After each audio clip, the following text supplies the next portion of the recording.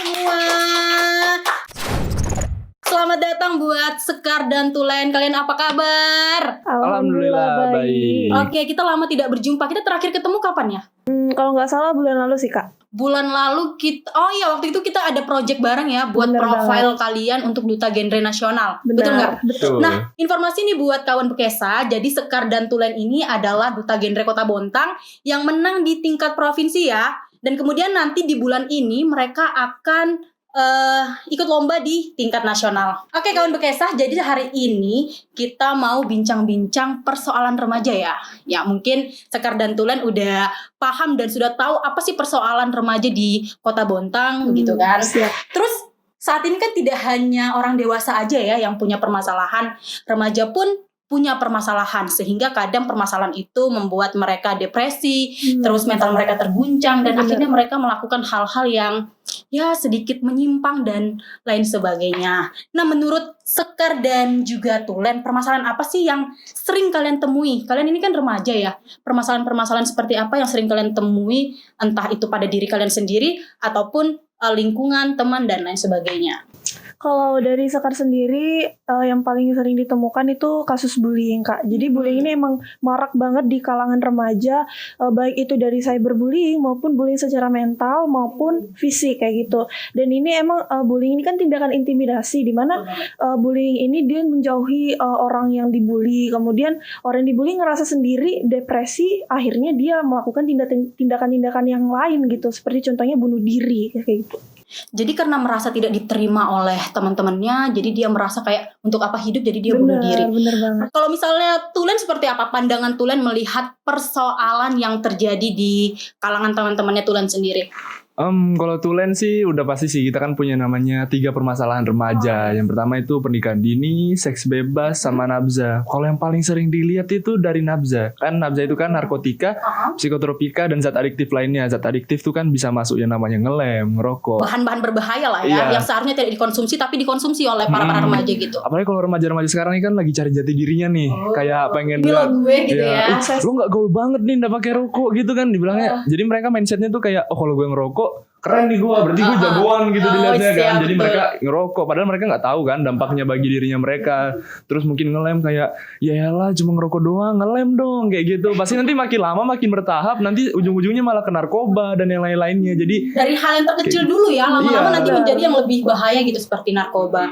Jadi sebenarnya lingkungan itu sangat mempengaruhi ya. Jadi lingkungan itu mempengaruhi banget bagaimana kita dalam bersikap, karena selain lingkungan pertemanan, lingkungan keluarga pun menjadi faktor utama kenapa seseorang melakukan tindakan-tindakan seperti itu, apalagi kalau sudah broken home. Iya, benar banget. betul parah. Itu kan tadi persoalan lingkungan. Kemudian kenapa sih ya permasalahan itu banyak datang dari remaja? Selain mencari jati diri, apa sih yang mereka inginkan? Kalau dari Sekar sendiri, namanya juga remaja, itu masa remaja menuju ke dewasa. Emang bener, itu adalah masa mencari jati diri. Jadi remaja itu pingin banget mencoba hal-hal yang baru. Jadi apa yang mereka pernah lakuin, apa yang mereka nggak pernah lakuin, mereka coba gitu. Dan itu emang awalnya dari coba-coba terlebih dahulu, sehingga nantinya mereka bakal jadi pingin terus menerus untuk diasah gitu. Jadi rasa ingin tahunya itu besar banget ya. Jadi aku pengen coba deh gitu kan. Jadi gara-gara coba-coba itu akhirnya keterusan karena udah merasakan kenikmatannya kan. Padahal nanti dampaknya itu sangat luar biasa di masa depannya mereka gitu. Terus pernah nggak sih kalian menemukan teman nih, mereka tuh melakukan hal itu karena kekangan orang tua? Betul sih. Gimana tuh Len? Karena gini nih, kalau pernah nggak sih dengar kalau misalnya remaja semakin dikekang semakin menjadi? Nah betul banget. Kan? Semakin dinasehati semakin menjadi. Nah sebenarnya kita nggak apa-apa lepas mereka, asal tetap diawasi, tetap dikasih tahu, kayak misalnya kasih tahunya juga baik-baik. Kayak misalnya kayak gini, kamu jangan ngerokok nih. Rokok kan ngandung kayak gini. Seolah-olah mereka tuh kayak sadar akan dampaknya dulu. Jangan kayak sadar kayak, wah aku kayak gagah nih kalau yang ngerokok, kayak keren, kayak gaul gitu kan. Jadi gak apa-apa mereka cari jati dirinya, mereka have fun, mereka kayak mau pilih jalannya mereka sendiri. Di situ peran orang tua yang sangat penting, kayak ngarahin mereka nih minatnya ke apa, mereka nih tujuannya mau ke apa. Jadi orang tua itu cuma sebagai fasilitator sebenarnya. Anak itu nggak kayak langsung pas tadi dibilang pas mereka sekali dilepas langsung liar gitu, nah kayak pikiran mereka karena kayak, mereka udah kayak merasa aku bebas nih, aku lepas dari Iya, pengawasan betul. orang tua gitu kan. ya jangan jadikan keluarga itu jadi penjara seperti itu. Betul. Orang tua ataupun keluarga itu mengawasi, bukan mengekang seperti itu. Karena keluarga adalah rumah atau tempat mereka kembali gitu ya. Tempat mereka seharusnya mendapat kebahagiaan, kenyamanan, keharmonisan. Selain keluarga, sebenarnya masyarakat juga punya peran penting kan. Apalagi kalian ini duta genre. Nah, kira-kira peranan kalian ini apakah sudah memberikan efek? Kan kalian ini duta genre Kaltim, berarti lingkupnya tidak hanya di Kota Bontang kan? Benar. Pasti di Kalimantan Timur. Otomatis lebih luas lagi nih tempat untuk sharing dan kerjanya. Jadi kalau dari saya sendiri itu kan di genre kita juga ada namanya bidang konseling ya. Jadi maupun remaja dari luar Bontang itu bisa konseling ke kami, baik itu permasalahan apapun. Dan ya emang banyak banget remaja-remaja yang udah konseling ke Sekar, dan ya separuh udah bisa ada yang teratasi. Dan emang kalau misalnya online juga gitu kan sulit banget ya Kak untuk kita mengatasi hal-hal kayak gitu. Jadi emang lebih enak kalau misalkan langsung tatap muka. Banyak nggak sih timbul persoalan-persoalan di masa-masa pandemi ini? Terus berapa banyak sih remaja-remaja yang udah konsul sama Sekar? Kemudian nanti tindak lanjutnya seperti apa? Jadi kalau untuk yang konsul itu udah lumayan banyak kalau yang di tengah pandemi kayak gini. Dan ya untuk kedepannya pasti lebih banyak konsul lagi, lebih banyak relasi lagi ke teman-teman yang lain. Peranannya Tulen terhadap remaja sejauh ini seperti apa sebagai duta genre? Karena duta genre ini sebenarnya dibilang Sekar tadi di konseling, Tulen bahas dari sisi penyuluhan dan sosialisasinya. Jadi sebenarnya kalau dengar kata penyuluhan sama sosialisasi itu kayak ya udah paling pemberian materi. Nah, Jadi tugas kayak garing gitu ya? Iya, pemikiran orang kan udah kayak garing, gak ada kesan. Dah, itu tugas kita. Gimana caranya kita membungkus atau kayak mengemasnya itu jadi lebih menarik. Kalau Tulen dulu punya 2 program. Apa tuh? Yang satu itu menggunakan QR code. Jadi bentukannya kayak gini teman-teman. Oh, ada barcode-nya gitu ya? Jadi ada Itu kayak fungsinya seperti barcode-nya. apa Tulen? Karena di zaman teknologi ini sebenarnya saya sudah dapat ilmu dari Kaltim, kayak dibilang kayak di zaman globalisasi kayak gini, kita tuh harus memanfaatkan yang namanya teknologi. Betul banget. Karena dengan teknologi kan kita dimudahkan tuh dalam segala hal. Nah, saya juga berpikir kayak gimana caranya kita ngasih materi tapi kita bungkus lebih menarik dan juga lebih simple. Iya, karena anak zaman sekarang itu nggak mungkin nggak pegang HP kan, pasti pegang HP, apalagi yang anak kecil suka banget kan pegang HP juga sekarang, Iya, apalagi terus- remaja gitu. Terus kalau misalnya Tulen juga bawa kayak pamflet, kayak bawa poster itu kan kelihatan orangnya. Iya, udah kayak dilihat orang. Apaan sih? Gitu kan. kayak- Dikira nanti sales bawa-bawa. Iya, orang nanti apalagi kalau misalnya kita mau penyuluhan misalnya di kafe dan lain-lain gitu. Nah, kan Tulen kan kalau misalnya penyuluhan kayak gini kan ngobrol-ngobrol di kafe gitu. Jadi otomatis cuma pakai HP kayak gini doang. Nanti HP mana sih yang nggak bisa scan QR code zaman sekarang kayak gitu kan? Jadi tinggal di scan doang. Nanti kayak kemarin Tulen bahas tentang bahaya rokok. Jadi mereka tinggal scan doang nih, scan. Nanti nyambung ke video pembahasan tentang apa aja sih kandungan-kandungan rokok. Otomatis mereka nonton dulu kan, nonton, pahami. Baru deh mereka ada yang mau nanya kayak Kak Tulen lagi, aduh ketuaan kayaknya. Jadi bilang kayak gini. Berasa tua lu. Iya berasa tua jadinya nih. Jadi bilang kayak gini, Tulen, kan rokok menjadi penyumbang pertama nih pajak tertinggi di Indonesia, otomatis ekonomi jadi maju. Tapi kok masih bisa dilarang kayak gini. Jadi Tulen jelaskan dulu dari aspek kesehatan, mungkin bisa merusak tubuh, apalagi di remaja-remaja kayak gini. Zamannya kita masih kuat-kuatnya enggak sih? Kita kuat-kuatnya mau belajar, mau kerja dan lain-lain. Nah, kalau misalnya dari aspek ekonomi sebenarnya memang tinggi, cuman ya itu tadi Dampaknya ke kesehatan ya. Iya, dampaknya kesehatan dan juga generasi-generasi seterusnya kayak gitu. Nah, biasanya nih kalau laki-laki apa sih hal-hal yang dibahas kalau lagi ngumpul? Biasanya kan kalau perempuan kita ngumpul kan ya kurang lebih gibahan lah ya. Nah, terus gimana nih kalau misalnya tongkrongan laki-laki, apakah juga ngebahas sesuatu hal yang lebih detail atau lebih urgent atau sama aja nih suka gibah gitu?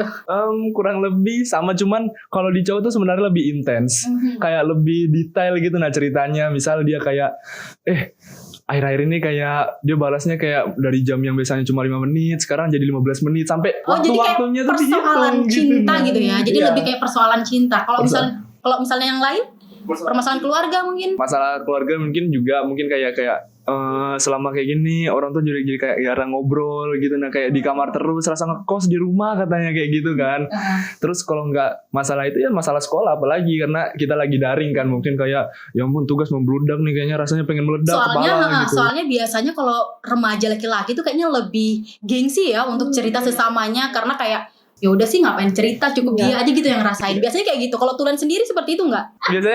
Biasanya lebih sering ngomong sih, kayak nggak, ya? iya lebih terbuka aja, kayak ngomong misalnya ya lagi suka sama siapa yang ngomong aja gitu, sama tapi sama teman yang dipercaya dong ya, nggak langsung kayak open tulis di SG aku lagi suka sama ini nih, ya kagak.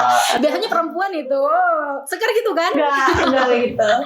Oke, jadi selama kalian sudah dinobatkan sebagai duta genre, program apa nih yang sudah terlaksana? Kalau dari Sekar sendiri, Sekar punya program unggulan di mana program ini emang incarannya adalah remaja-remaja awal usia 10 sampai 15 tahun.